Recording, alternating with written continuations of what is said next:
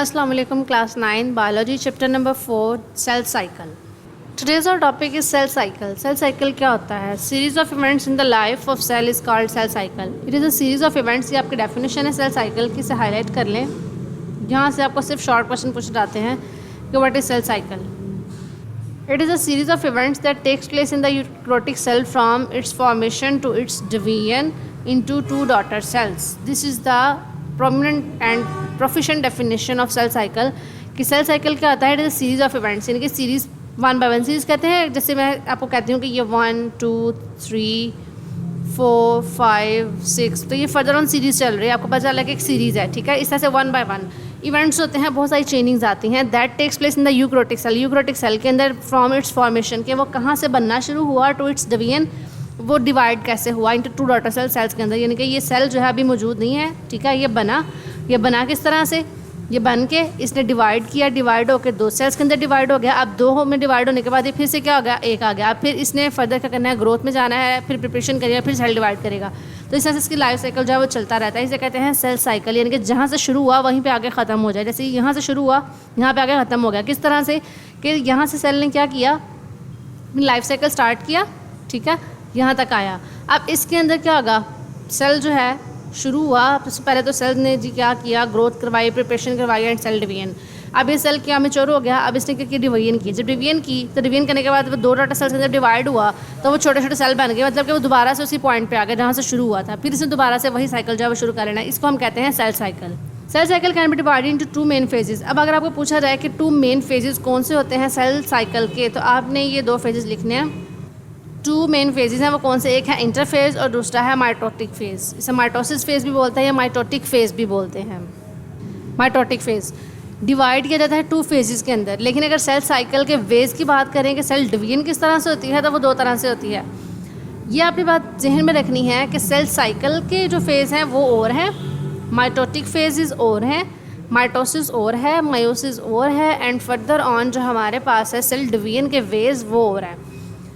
तो हमने यहाँ पे क्या करना है? सेल साइकिल का जो आगे 2 वेज होते हैं ना हमारे पास, एक होता है माइटोटिक सेल डिवाइड करने का, जैसे मैंने आपको बताया सेल डिवाइड करता है, ठीक है.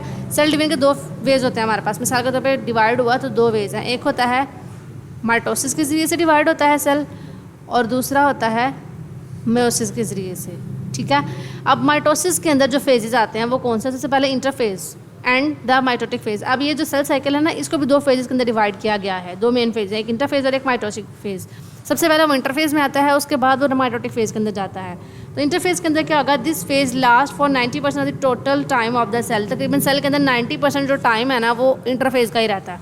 जो लास्ट 10% है उसके अंदर वो फेज़ आता है कि वो सेल जो है माइटोसिस के अंदर जाता है या मायोसिस के अंदर जाता है. तो इस चीज़ को आप हाईलाइट कर लें कि जो मोस्टली सेल जो है वो किस फेज़ के अंदर रहता है. ज़्यादातर 90% जो है वो सेल किस फेज़ के अंदर रहता है? इंटरफेज के अंदर.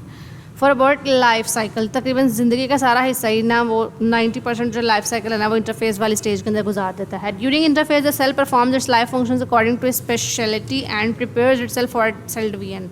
अब इसके अंदर क्या है कि जब इंटरफेस होता है सेल क्या करता है? अब आपको डेफिनेशन पूछा था व्हाट इज़ इंटरफेस, तो ड्यूरिंग इंटरफेस आपने यहाँ से मेंशन करना है. ये इंटरफेस का बेसिक फंक्शन आगे आ रहा है कि इंटरफेस के अंदर क्या होता है? सेल परफॉर्म्स लाइफ फंक्शन, सारी ज़िंदगी के फंक्शंस परफॉर्म करता है अकॉर्डिंग टू स्पेशलिटी की उसके अंदर कौन सी खसूसियत है, and prepare itself for division, उसको सेल डिवीजन के लिए तैयार करता है अपनी सारी ज़िंदगी. Interface consist of the following 3 phases. अब इंटरफेस भी जो है वो आगे फर्दर 3 जो है वो फेजेस के अंदर डिवाइड हुआ है. एक है G1 फेज़ जिसे फर्स्ट गैप फेज़ बोलते हैं, फिर आता है S phase and further on G2 phase. What are these phases?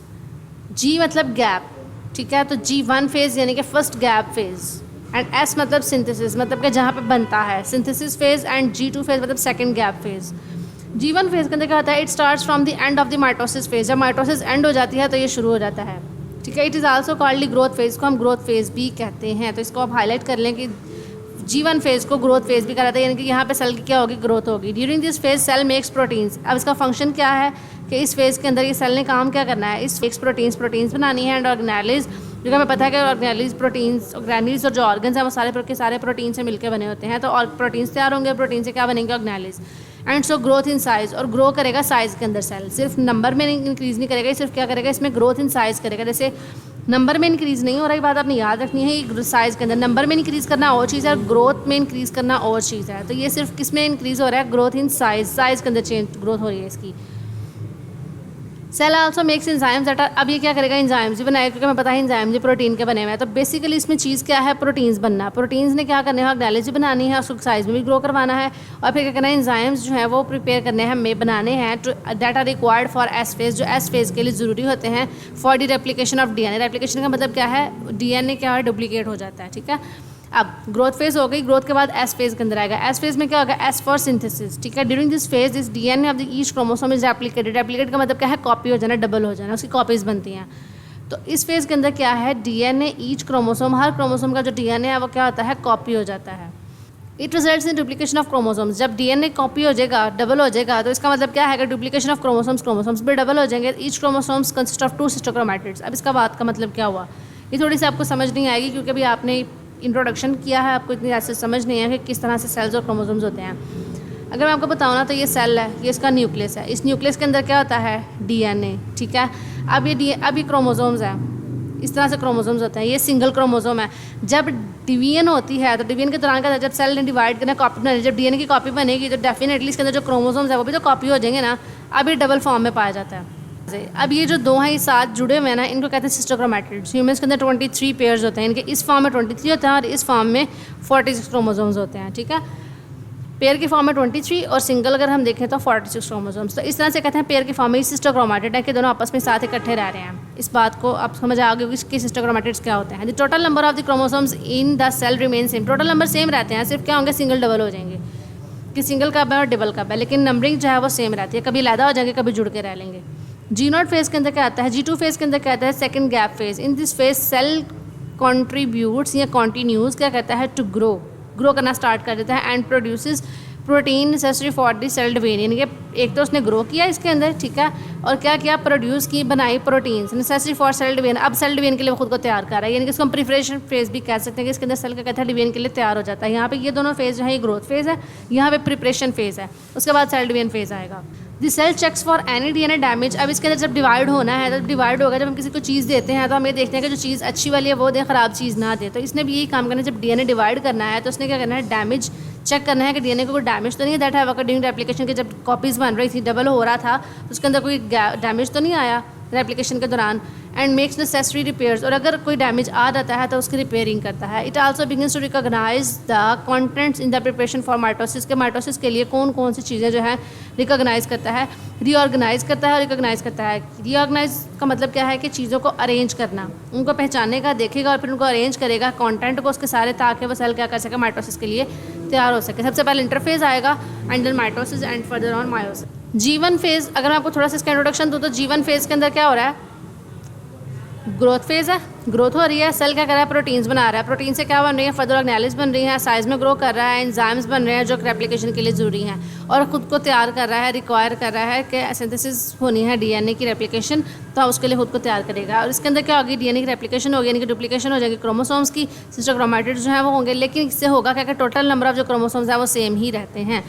Further G2 phase की अगर हम बात करें तो G2 फेज़ के अंदर क्या होगा? सेल प्रिपेयर करेगा अपने आप को सेल डिवीजन के लिए, ग्रो करेगा साइज़ के अंदर, और क्या करेगा? ऐसे प्रोटीन्स बनाएगा जो जरूरी होते हैं सेल डिवीजन के अंदर, और देखेगा कि डीएनए के अंदर कोई डैमेज वगैरह तो नहीं है। अगर आ गया तो उसको क्या करेगा? रिपेयर भी कर देगा रेप्लिकेशन के दौरान अगर कुछ प्रॉब्लम हो गया, और फिर उसको क्या करेगा? उसको जब रिपेयर कर लेते तो उसको रीअरेंज करेगा, रीऑर्गेनाइज करेगा, ताकि वो आगे फर्दर माइटोसिस कर सके।